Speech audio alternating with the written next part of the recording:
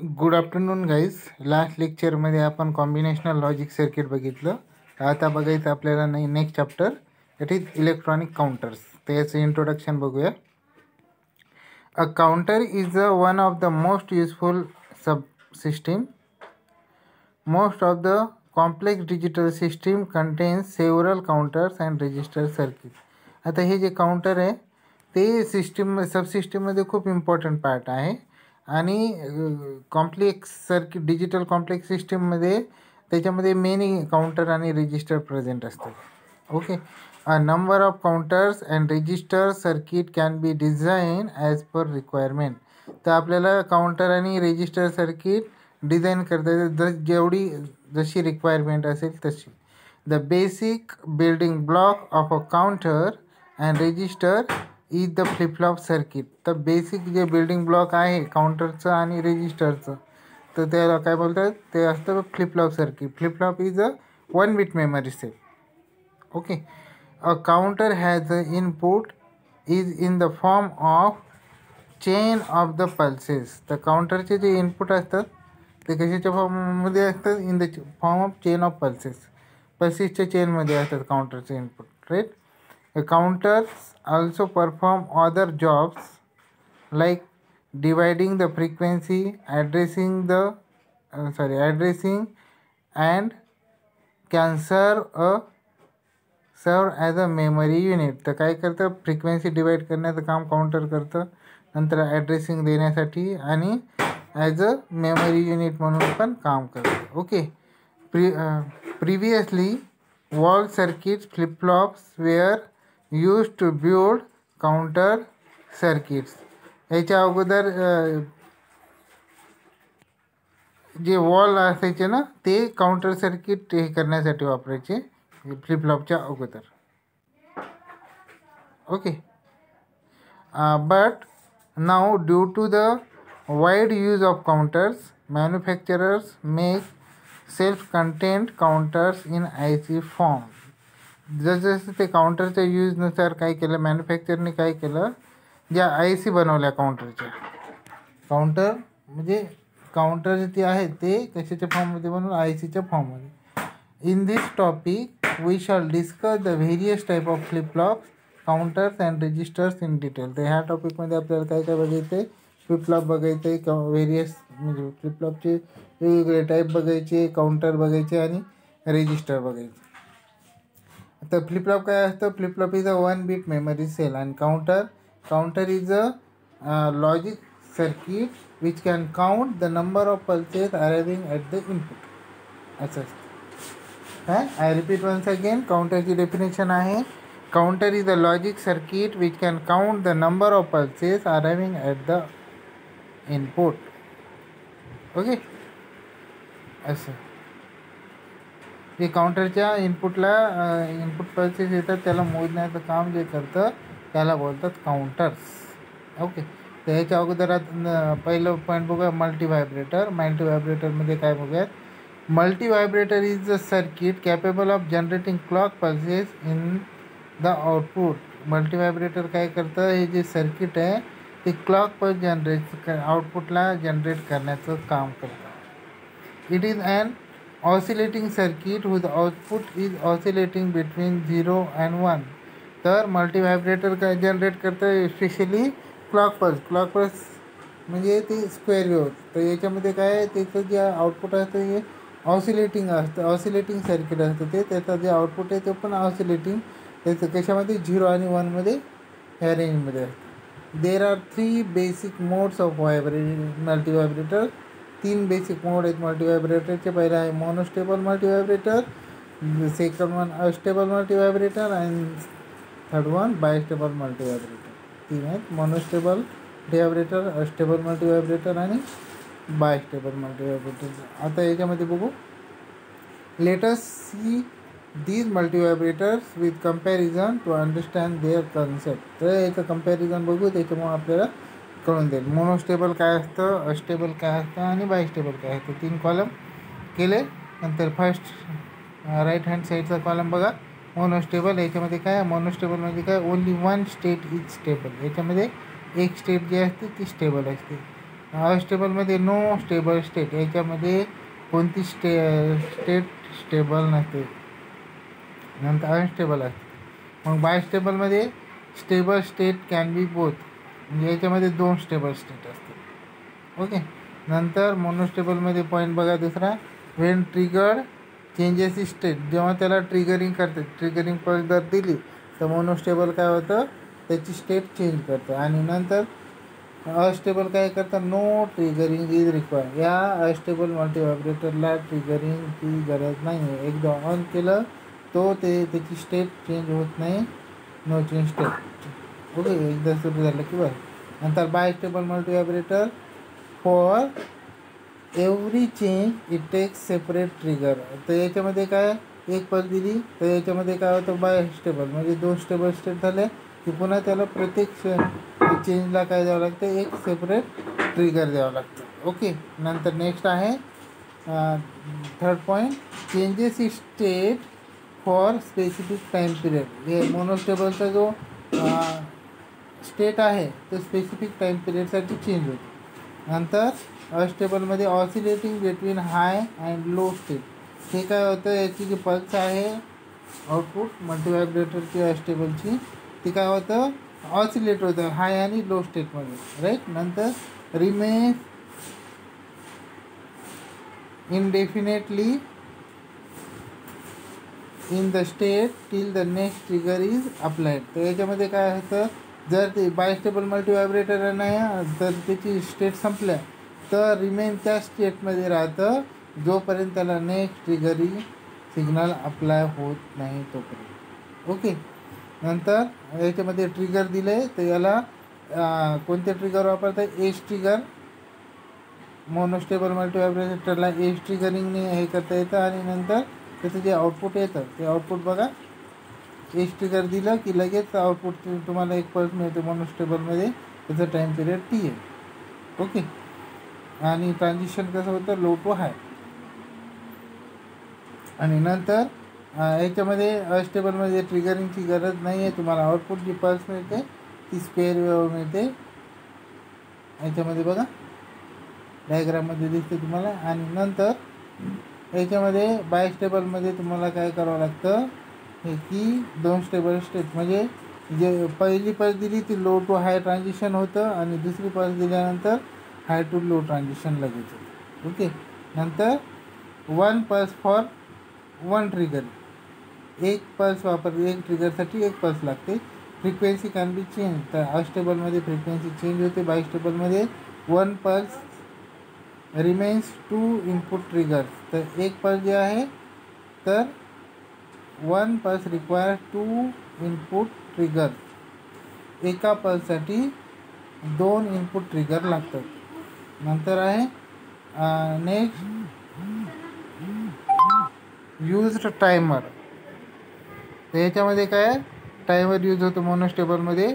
अस्टेबलमध्ये clock generator, म्हणजे जो monostable मल्टीव्हायब्रेटर आहे तो ॲज अ टायमर म्हणून वापरतात. Bistable multivibrator as a clock generator म्हणून वापरता येतो. आणि bistable multivibrator as a flip flop, latch आणि काउंटर म्हणून वापरता येतो. तर आपल्याला इम्पॉर्टंट काय, bistable multivibrator because it has 2 stable states. Okay, ठीक आहे. आता बघूया फ्लिपफ्लॉप्स, राईट. फ्लिपफ्लॉप म्हणजे काय, flip flop is a bistable multivibrator known as a latch. फ्लिपफ्लॉपला काय बोलतात, it is a bistable multivibrator. Bistable multivibrator आहे, त्याला लॅच पण बोलतात. Where it plays an important role in digital circuit such as registers, counters and memory circuit. तर याच्यामध्ये त्याचा मेन रोल आहे फ्लिपफ्लॉपचा, तो डिजिटल सर्किटमध्ये तो ॲज अ रेजिस्टर म्हणून वापरतात, काउंटर म्हणून वापरतात आणि मेमरी सर्किट म्हणून वापरतात. Okay.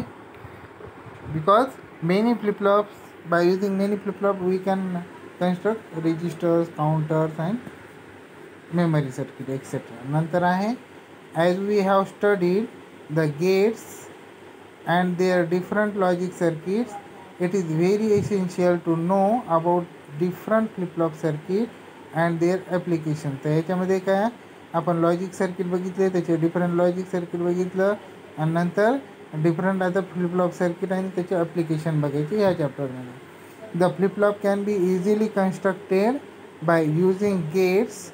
It acts as the memory element which can be operated in one state known as set or flip, and other state can be zero state known as reset or flop. तर flip-flop आपल्याला easily construct करता येते by using gates, म्हणजे काय म्हणून as a memory element म्हणून. आणि ते कसं ऑपरेट होतं वन स्टेट म्हणजे तेव्हा म्हणजे जेव्हा वन स्टेट येते वन लॉजिक वन तर त्याला काय बोलतात सेट और फ्लिप. आणि अदर जी स्टेट असते ती असते झिरो स्टेट, आणि झिरो स्टेटला काय बोलतात एक तर रिसेट बोलतात किंवा flop. Okay. Flip-flop has 2 inputs and 2 outputs. There are 3 basic circuits, that is RS flip-flop, D flip-flop, JK flip-flop, that is in bracket master slave JK, and T flip-flop. Okay, so first we will see what is meant by RS flip-flop. तर पहिलं RS flip-flop म्हणजे काय बघूयात. It is the basic circuit which requires for constructing the other flip-flop circuits. It has 2 inputs S and R and 2 outputs denoted by Q and Q bar, Q complement, where Q is called normal output and Q complement is called as a complementary output. Normally आपण त्याला Q bar म्हणूयात. Okay okay then. तर आता बघूया RS. आता याचं truth table बघूया. पहिलं इनपुट आहे R, दुसरं इनपुट आहे S, आउटपुट आहे Q आणि Q बार. तर जर आपण त्याला हे दिलं लॉजिक दिलं R आणि Sला 0 0 तर Q कशामध्ये येते. आता इथे एक स्टेट लिहायचं राहिलं तर Q म्हणजे NC काय नो चेंज स्टेट. Q बार काय येतं Q बार येतं Q बार ऑल्सो नो चेंज स्टेट. नंतर R जर 0 असेल S जर 1 असेल तर याचा जो आउटपुट आहे Q इज सेट टू 1 आणि Q बार इज 0. नंतर R is 1 and S is 0, then Q is reset to 0 and Q bar is 1, and when R is 1 and S is 1 then Q and Q bar becomes race around कंडिशनमध्ये येतं. तर ते काय असतं ते आपण नंतर बघूयात. ओके. तर याच्यानंतर बघा याचा जो सिम्बॉल आहे आपल्याला लेफ्ट साईडला दाखवलेला आहे. पहिला इनपुट आहे R, दुसरं इनपुट आहे S, नंतर आउटपुट आहे Q आणि Q बार. तर आता याच्यामध्ये लक्ष द्या. जेव्हा इम्पॉर्टंट कोणकोणते आहेत आपल्याला Rची व्हॅल्यू 0 असेल आणि Sची जर 1 असेल आणि Q जेव्हा 1 असतो आणि Q बार 0 असतो तेव्हा flip flop is called as set to 1. Flip flop set condition set it is in set state that is flip. Okay. आणि जेव्हा आरची व्हॅल्यू 1 असते एसची व्हॅल्यू 0 असते आणि Q बार येतं 0 आणि Q येतं 0 आणि Q बार येतं 1, then it is the reset condition of flip-flop, that is reset state of flip-flop or it is a flop state. Okay. आणि जे आहे तर जर R1 असेल आणि S1 असेल तर याच्यामध्ये काय येतं ते याच्यामध्ये येतं 0 0 येतं. पण हे प्रॅक्टिकली शक्य आहे का दोन्ही आउटपुट सारखं येणं नाही आहे. कारण Q जर 0 असेल तर Q बार ऑब्वियसली 1 येतं. तर त्याच्यामध्ये इट इज फॉरबिडन स्टेट बोलतात त्याला. काय बोलतात त्याला बोलतात फॉरबिडन स्टेट. आणि ते रेस अराउंड कंडिशन याच्यात दाखवले ती कन्सेप्ट नंतर आहे ते आपल्याला नंतर बघायचे. ओके. तर काय it is a forbidden state right. ते कारण याच्यामध्ये आउटपुट आहे ना एक तर 0 असतं किंवा 1 असतं आणि हे प्रॅक्टिकली पॉसिबल नाही आहे. का तर Q बार जर 0 असेल Q जर 0 असेल तर Q बार ऑब्वियसली 1 असणार आहे आणि Q बार जर 1 असेल तर Q जर 0 असेल तर Q बार ऑब्वियसली 1 असणार आहे. Q जर 1 असेल तर Q बार ऑब्वियसली 0 असणार आहे. आणि दोन्ही सारखे असणं प्रॅक्टिकली इम्पॉसिबल आहे. Okay, that's why it is called as forbidden state or race around condition state. When म्हणजे जेव्हा आपण डायरेक्टली एकदम कंटिन्युअस पल्स देतो ना, तेव्हा ते काय होतं, इथं ॲक्च्युली ह्या ट्रूथ टेबलमध्ये रेस अराउंड कंडिशन ते रॉंग दिलं आहे. ते आपल्या फ्लिपफ्लॉप जे केमध्ये बघायचं आहे आपल्याला, तर इथं फॉरबिडन स्टेट. तर माझ्याकडे दुसऱ्या नोटबुकमध्ये नोट्स आहेत, मी तुम्हाला नंतर प्रोव्हाइड करून देतो, ते त्याच्यात तुम्ही बघून घ्या. ओके देन नंतर बघूया R S flip flop using gates. तर आर एस फ्लिपफ्लॉप आपल्याला तयार करायचं गेट वापरून. ओके, तर याच्यामध्ये बघूया. Due to the integrated circuit technology the flip flop can be fabricated in the form of gates. तर याच्यामध्ये काय आय सी टेक्नॉलॉजीचं काय जेव्हा इन्व्हेन्शन करण्यात आलं, तेव्हा जे फ्लिपफ्लॉप आहे, फ्लिपफ्लॉप फॅब्रिकेट करण्यात आलं आय सीच्या फॉर्ममध्ये. काय वापरून? गेट वापरून. Okay, figure 5.1 shows as a NOR RS flip-flop with its truth table. तर आपल्याला जी फिगर आहे ती नेक्स्ट पेजमध्ये ते नॉर गेट वापरून आर एस फ्लिपफ्लॉप तयार केलं आणि त्याचा ट्रूथ टेबल दाखवलं. ओके, तर याच्यानंतर बघूया.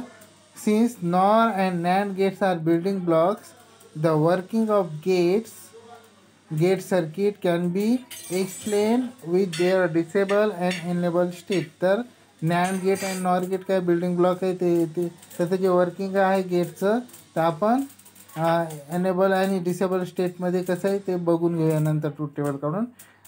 In gate flip flop circuit, 2 gates are cross coupled to latch each other. तर याच्यामध्ये फ्लिपफ्लॉप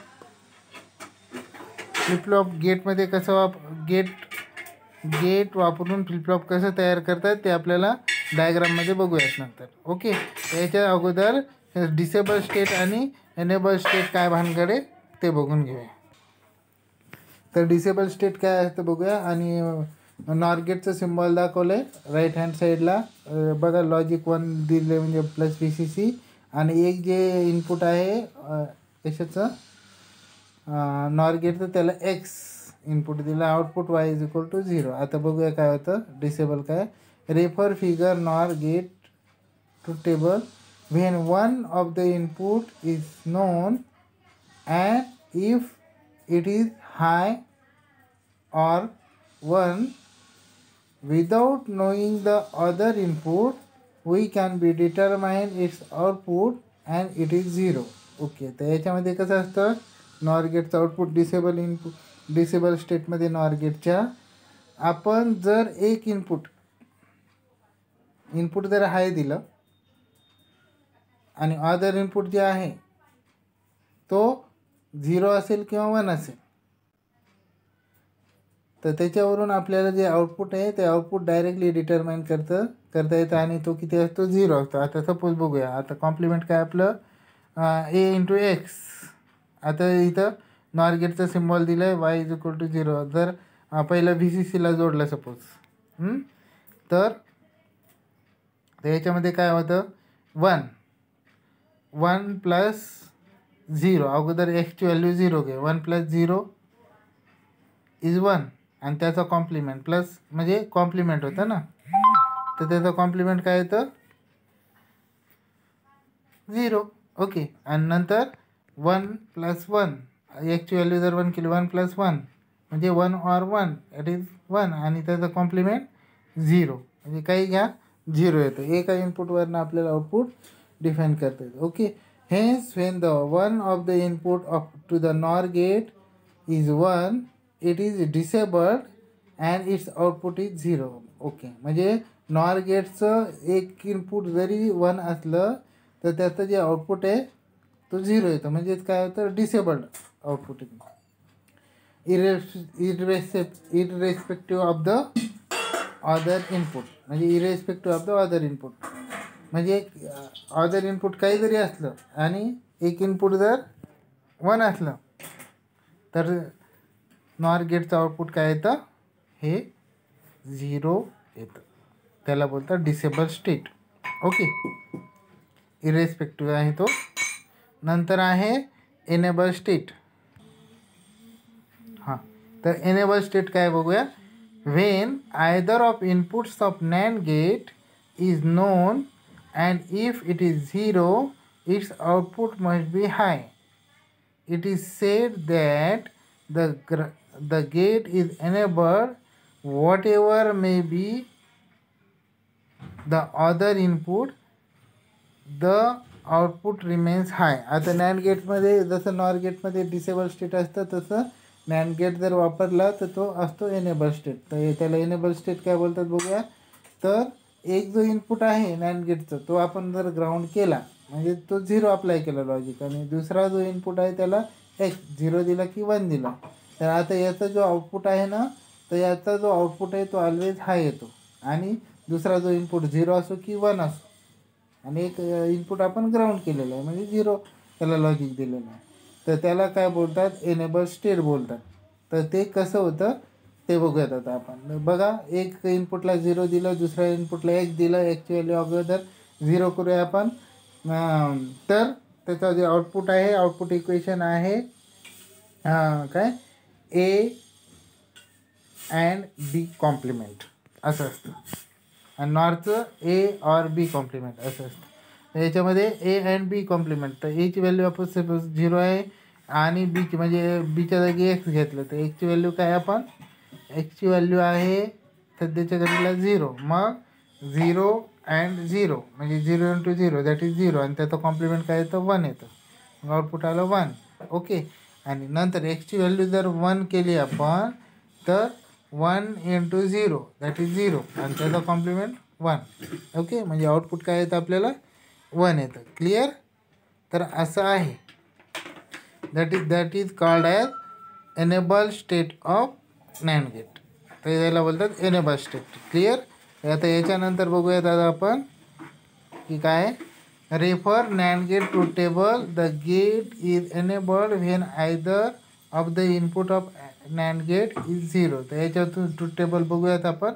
याच्यावरून आपल्याला लक्षात येईल की नॅन्ड गेटला एनेबल्ड असते म्हणजे आउटपुट हे 1च असतं जेव्हा काय होतं, एक इनपुट 0 असेल किंवा 1 असेल आणि दुसरा जो इनपुट आहे तो एक 0 असेल. ओके, म्हणजे काय, the gate is enabled when either of inputs of NAND gate is 0. म्हणजे एक जरी इनपुट काय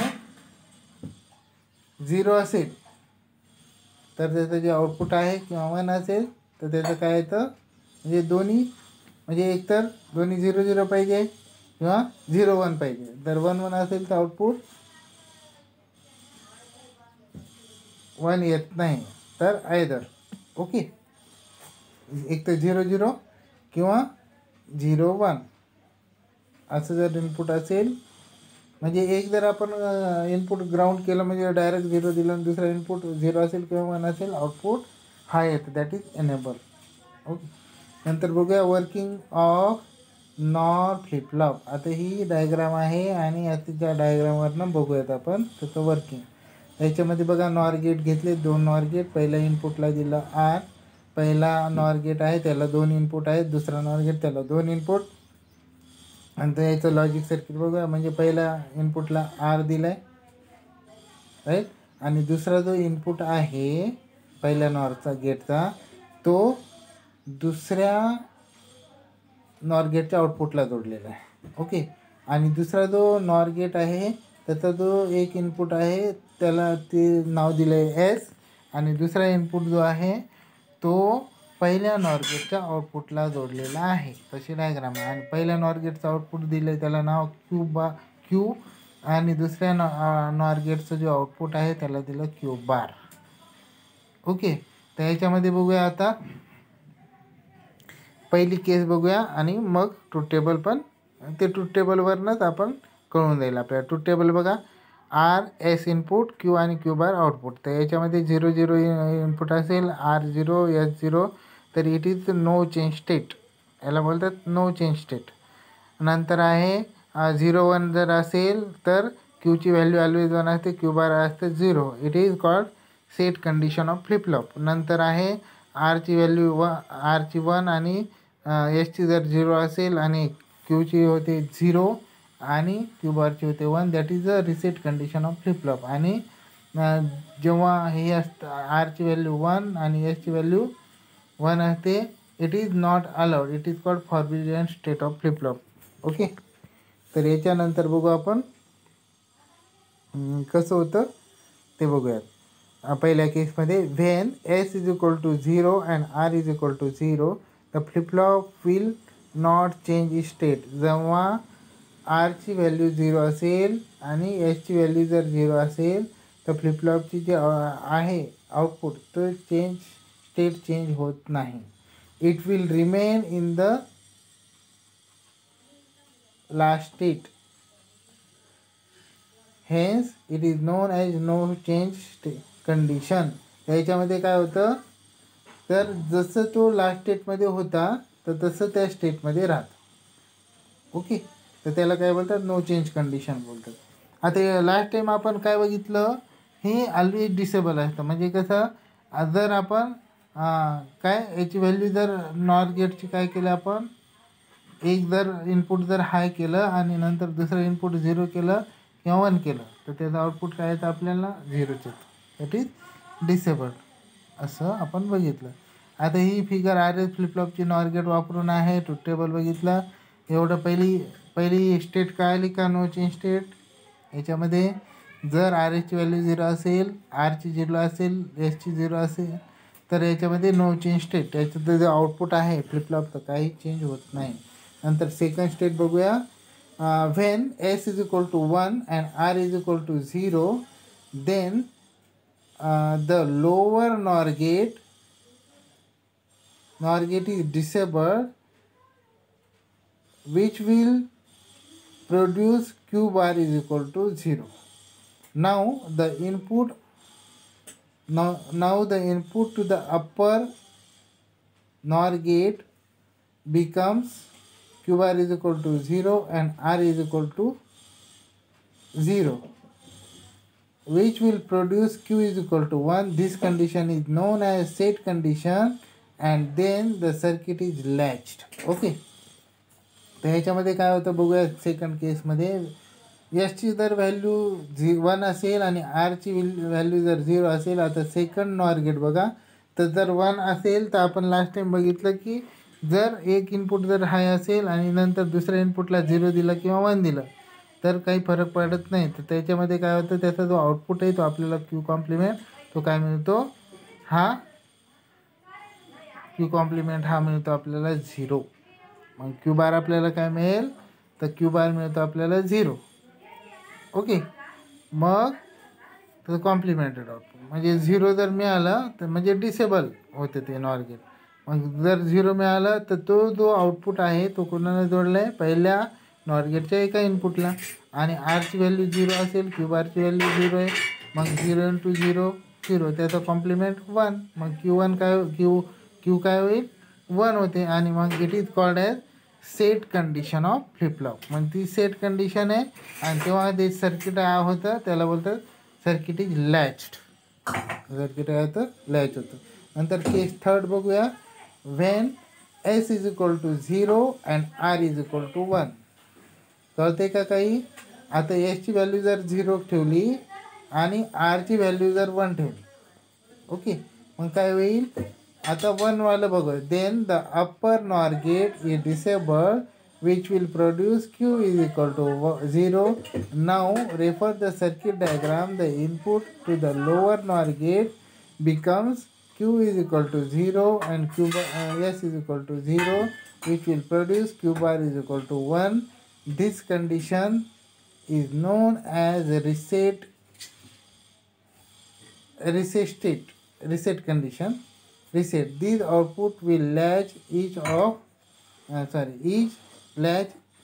other NOR. तर याच्यामध्ये काय होतं बघूया.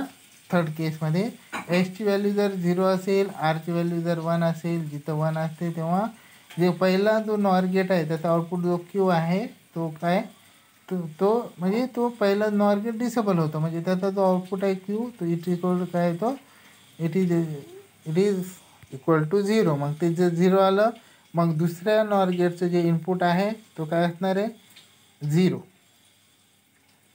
म्हणजे क्यू बार क्यू दिलेलं आहे, क्यूची व्हॅल्यू 0 आहे आणि एसची व्हॅल्यू पण एसची व्हॅल्यू 1 आहे, एसची व्हॅल्यू 0 आहे. म्हणजे 0 × 0 0, त्याचं complement 1, that is Q bar काय येतं, क्यू बार येतं 1 आणि क्यू बार 1 येतं आणि क्यू काय आला ऑलरेडी, तो आला आहे 0. मग क्यू जेव्हा 0 येतो it is called as a reset condition of flip-flop.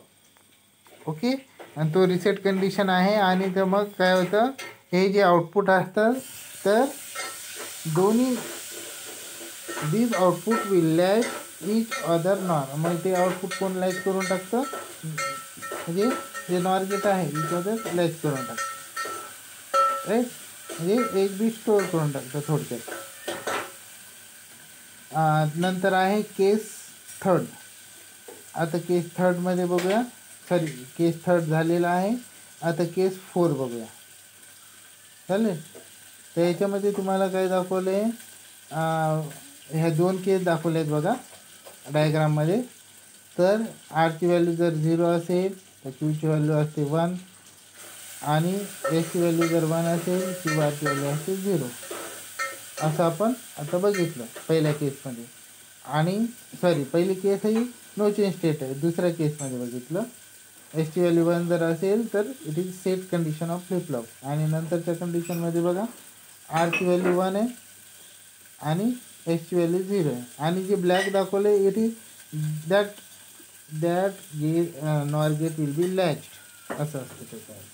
एसची व्हॅल्यू जर 1 असेल तर जो सेकंड फ्लिपफ्लॉप आहे तो लॅच झालेला आहे. आणि नंतर काय झालं आहे, नेक्स्ट कंडिशन आरची व्हॅल्यू जर 1 असेल तर पहिला जो फ्लिपफ्लॉप आहे पहिला जो गेट आहे काय बोललो, जर एसची व्हॅल्यू 1 असेल तर जो दुसरा नॉर गेट आहे तो लॅच होतो. आणि जर आरची व्हॅल्यू जर 1 असेल तर पहिला नॉर गेट हा लॅच होतो. ओके, तर अशी ही डायग्राम पण तुम्हाला दाखवलेली लॉजिक डायग्राम बघून घ्या. ब्लॅक म्हणजे लॅच झालेला आहे, राईट. तर केस 4 बघूया. When S is equal to 1 and R is equal to 1, then according to the disable state of NOR gate, both the gates are disabled, but practically there is race between the two NOR gates. In this situation, we cannot determine the output state. It may be set or reset. Hence, this unpredictable state is known as race or forbidden state. Okay, नंतर the working of NAND. आता याच्यामध्ये बघा की कसं आहे की चौथ्या कंडिशनमध्ये की when S is equal to 1 R is equal to 1 दोन्ही जर 1 1 असेल तर त्याच्यामुळे जेव्हा आपण एक इनपुट 1 असतं नॉर गेटचं ते काय होतं, डिसेबल होतं. तर दोन्ही जर आता आर पण 1 आहे आणि एस पण 1 आहे तर दोन्ही जे नॉर गेट आहे तो काय होतं, डिसेबल होतं. आणि डिसेबल जर झाले तर त्याचं आउटपुट दोघांचं काय 0 होतं. आणि जर क्यू जर 0 असेल क्यू बार 0 होणं शक्य आहे का, नाही. इट इज अनप्रेडिक्टेबल, हे प्रॅक्टिकली पॉसिबल नाही आहे. ओके, दोन्ही गेटचं जे आउटपुट आहे म्हणजे क्यू आणि क्यू बार हे 0 असूच शकत नाही दोन्हीसारखे. कारण 0 एक तर क्यू 0 असेल तर क्यू बार 1 असतं, क्यू जर 0 असेल तर क्यू बार 1 असतं आणि क्यू जर 1 असेल तर क्यू बार 0 असतं, राईट. तर ही प्रॅक्टिकली पॉसिबल नाही आहे. ह्या सिच्युएशनला काय बोलतात, it is known as forbidden state or race. कळालं, ही सेट कंडिशन पण नाही आहे, रिसेट कंडिशन पण नाही आहे. ओके, एवढं कळालं का. याच्यामध्ये कोणाला काही क्युरी आहे नॉर गेट वापरून फ्लिपफ्लॉप कसं तयार करतात ते नाही आहे, ठीक आहे. नंतर बघूयात की नॅन्ड गेट वापरून कसं काय होतं, राईट. तर नॅन्ड गेट वापरून बघूयात. तर पहिलं बघू आपण the working of NAND gate R S flip flop can be explain in similar way by taking enable state into consideration. The output for the last state when S is equal to 1 and R is equal to 1. In this case, there will be no change, and when S is equal to 0 and R is equal to 0, both NAND gates will try to becomes enable, that is the race. This is the main difference between NOR and NAND. RH flip-flop is shown in the truth table and figure 5.2. आता याच्यामध्ये diagram बघा, 5.2 काढले. R S flip flop using NAND gate काढलेली आहे. तर याच्यामध्ये कसं होतं ते बघूयात आपण. तर पहिला इनपुट दिला आर, एक नॅन्ड गेट वापरला. ओके,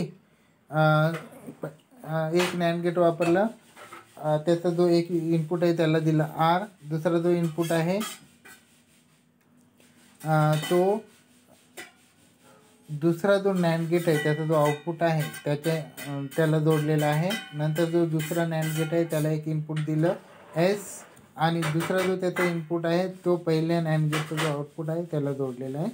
आणि पहिल्या नॅन्ड गेटचा आउटपुट आहे क्यू बार, दुसऱ्या नॅन्ड गेटचा आउटपुट आहे पहिल्या नॅन्ड गेटचं आउटपुट आहे क्यू आणि दुसऱ्या नॅन्ड गेटचं आउटपुट आहे क्यू बार.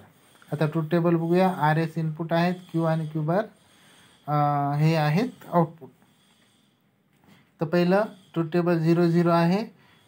0 0 जर दिलं तर ते काय होतं, it is not allowed, it is forbidden state. नंतर आहे जर 0 1 दिलं, आरची व्हॅल्यू 0 1, एसची व्हॅल्यू 1, तर क्यू आपल्याला मिळतं 1 आणि क्यू बार मिळतं 0. It is the set condition of flip-flop.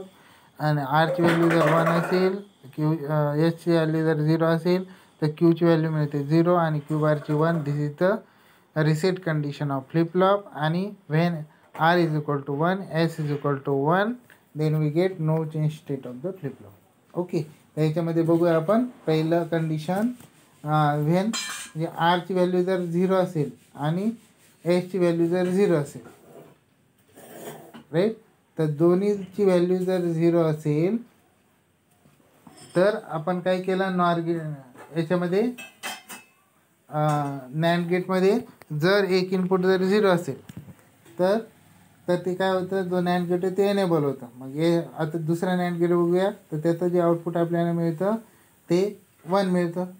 नंतर दुसरा जो आहे, राईट, तर दुसऱ्याची व्हॅल्यू पण काय आहे, आरची व्हॅल्यू 0 आहे. आणि मग पहिला जो नॅन्ड गेट आहे त्याचा इनपुट आर आहे, म्हणजे तो पण 0 आहे आणि तो पण एनेबल होतो, म्हणजे आउटपुट 1 येतं. आणि क्यूची पहिल्या कंडिशनमध्ये मग 0 0 आरची व्हॅल्यू 0 येते.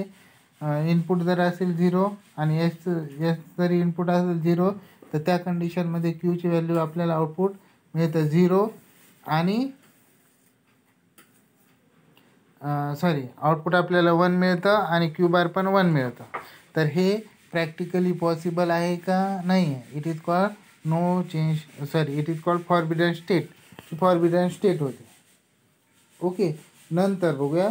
आरची व्हॅल्यू जर 1 असेल आणि एसची व्हॅल्यू जर 0 असेल तर याच्यामध्ये सेकंड फ्लिपफ्लॉप जो आहे आपला फ्लिपफ्लॉप नॅन्ड गेट जो आहे, सेकंड नॅन्ड गेट, तो काय होतो, इट इज एनेबल. म्हणजे एसची व्हॅल्यू जर 0 असेल तर क्यू बार येतं 1 आणि क्यू बार जर 1 असेल तर पहिल्या फ्लिपफ्लॉपला जर इनपुट दिलं मग काय, आरची व्हॅल्यू 1 आणि क्यू बारची व्हॅल्यू 1, 1 × 1 दॅट इज 1 आणि त्याचा कॉम्प्लिमेंट जर 0, मग आपल्याला काय येतं, आउटपुटला मिळतं क्यूची व्हॅल्यू मिळते 0 आणि क्यू बारची मिळते 1. That is reset condition of flip flop. Okay, नंतर नेक्स्ट जर एसची व्हॅल्यू असेल 1, आरची व्हॅल्यू जर 0 असेल तर पहिला जो नॅन्ड गेट आहे तो होतो एनेबल, म्हणजे क्यू आपल्याला मिळतं 1 आणि मग तो क्यू जर सेकंड नॅन्ड गेटच्या इनपुटला जोडला तो 1 × 1 दॅट इज 1 आणि त्याचा कॉम्प्लिमेंट 0, म्हणजे आपल्याला काय मिळतं, क्यूची व्हॅल्यू मिळते 1 आणि क्यू बार मिळतं 0. This is a set condition of flip-flop.